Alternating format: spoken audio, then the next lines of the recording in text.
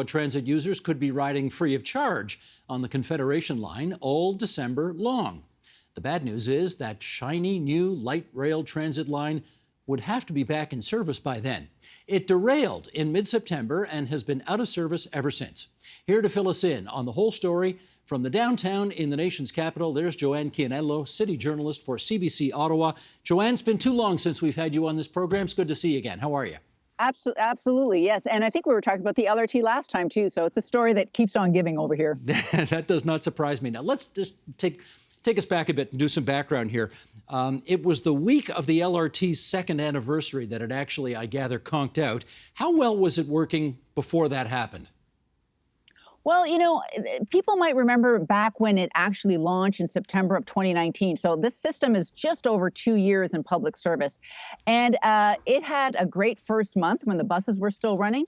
And then, I hate to use a pun, but the wheels started to fall off. You know, a lot of problems ended up happening. And there were these famous pictures of people jumping the fence at the transit stations to get to walk through. There were pictures of just hordes of people walking down the streets when the train stopped to try to get to work. And that's because we had a huge list of early problems. I'm going to actually look at a list. They're so long I have to read it from a piece of paper. There were door jams and brake issues and switch issues. And at Christmas time, there was arcing, or what they call they call it arcing, but it's like sparks on the overhead line, which is never a good sign. And at New Year's Eve, the system shut down and stranded like hundreds and hundreds of people trying to get to parties and other places. One time a giant piece of the cable fell down, and then last summer we saw that wheels were flattening out way before they should. Wheels were cracking, and that's something that the Transportation Safety Board is still investigating to this day, and they're having to replace all those wheels. And now we've come to the fall of derailments. Now, for, I'd say about 8 or 9 months, the system was working okay. We didn't have all 15 trains out running at the same time, but it was, it didn't shut down for days at a time. That's a low bar, but, it was working all right. Now, of course, it's during the pandemic, a lot of public servants here in Ottawa, so a lot of people working from home. So so there's not a lot of, eyes on the street, so to speak, but it was working all right. And then in August, a train derailed, August 8th. Happily, no passengers on board. And that was the first derailment. And then it was connected to the second derailment in September, just a month later, that has shut it down for a long period of time. And is there yet an official explanation for why that happened? Okay, well, you end up having to be a locomotive engineer to do this job sometimes. So one of the things that happened was there was a problem with the axle bearing. The axle is that bar that goes across the train, and there's 2 bearings and screws on the ends that attach the wheels to that axle. And the first time around, there was a bearing issue. It broke for some reason. It became loose and a wheel broke off. So that was in August. The folks that are in charge of this system, they investigated all the trains. They had to repair 9 of them. We're still not sure what those repairs mean, if they got new bearings or new tightening up. But what happened was one of the trains that was repaired, it turns out now that the bearing was not tightened properly. And it was also not actually written down by the maintenance people. So a train that didn't have the bearing torqued properly was sent out into service. And so on September 19th, the train derailed before going into a station. It traveled, here's some alarming stuff about this. It traveled for about 400 meters in a derailed state, including traveling over a rail bridge over a 6-lane street before coming to a stop. There was no actual signal to the operator that it had derailed. There's no way to know that. And in fact, we're not sure the train actually hit a switch control box, so sort of a piece of equipment on the side of the rail. It actually smashed into it and broke it. And that's when it came to a stop.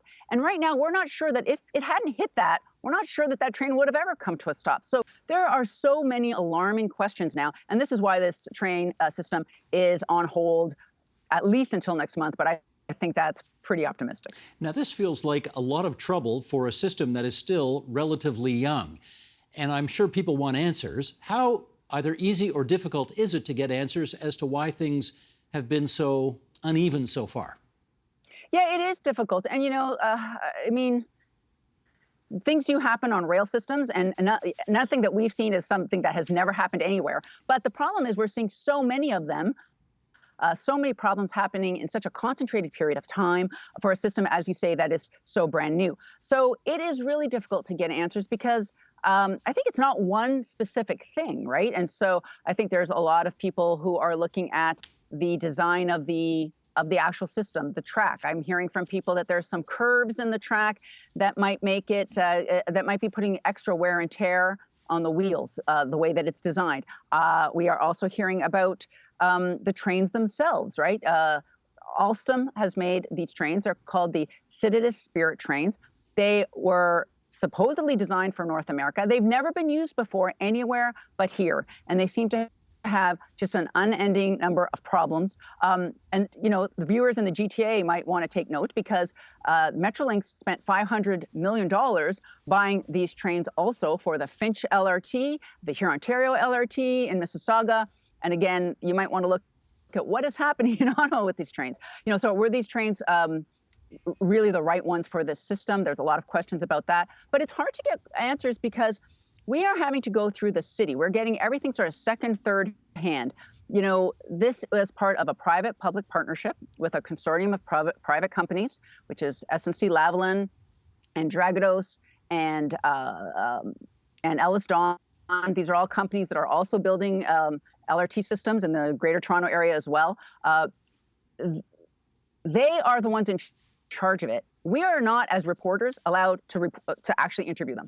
As part of the contract in dealing with a private enterprise in a P3, the communications lands with the city. And so we're actually never allowed to speak to the people who are running this. Alstom is a contractor. They are a train reporter. We can never get interviews with Alstom. We've never had anyone, an official from the Alstom train maker, come to City Hall to answer questions in public from councillors. And so it's really hard to get answers as well. I do think the problem is complex. So I think there's a lot of, I don't know that there's one big problem. I think there's probably a lot of issues that people are trying to work out. Well, those are some of the transportation issues that you've enumerated there. There are also political issues related to this, and I wonder how much heat there has been on the city in general and on the mayor in particular.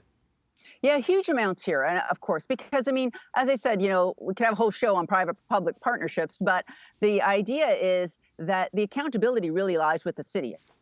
Sure, somebody else built it, and they are in charge of maintaining that system. But people want to know from the city, why did you accept this system, right? And there's a lot of questions that are unanswered. For example, did the city accept the system too early? Was the system tested enough? I'll give you one quick example. There was supposed to be in the summer of 2019, just before the system opened, a 12-day consecutive testing system. We heard over and over again how the train system had to work perfectly for 12 days in a row, or else the city wouldn't take it over. Well, it didn't work perfectly for 12 days in a row. There was a pause. Nobody was told about it.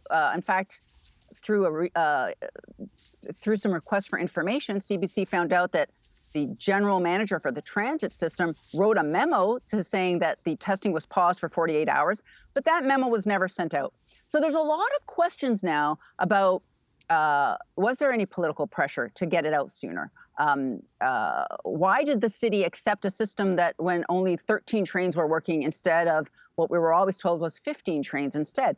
And there were a group of councillors and a number of people in the city, including the former mayor, Bob Chiarelli, calling for a judicial inquiry into this.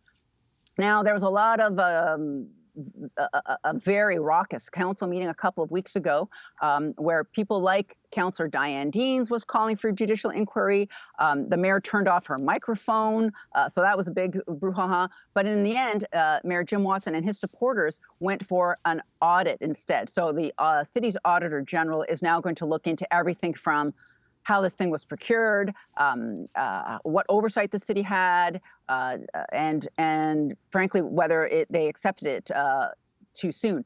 The problem is a judicial review would have gone farther than that. So the people who want a judicial review, like, as I said, Diane Deans, who will looks like she's probably going to be running for mayor next year. She says, what do you have to hide? The judicial review is going to be looking at whether politicians were involved, right? And an auditor general can't. So it's become super messy politically, and I would be very surprised if it is not a major election issue next year during the municipal election campaign. And I just want to ask you about December, because theoretically, if this thing's up and rolling, it's going to be free riding in December. What's the expectation? Yeah, I mean, they're going to just make it if they make it. I mean, the most optimistic view is mid-November. I'm talking to people who don't think that's really going to be true. It's going to be early December. But I also know people who are very nervous now about taking it. So I don't think the free ride is necessarily going to make them feel that much better, but we'll have to see. So if the LRT is up and rolling, and if people do get to ride for free, who ultimately pays for that at the end of the day? Well, it's interesting because they were saying the city, the mayor and his supporters said that the Rideau Transit Group, that's a consortium that actually built this line, will be paying for it. But that's splitting hairs because, frankly, we actually pay them $4 to $5 million every month to run the system.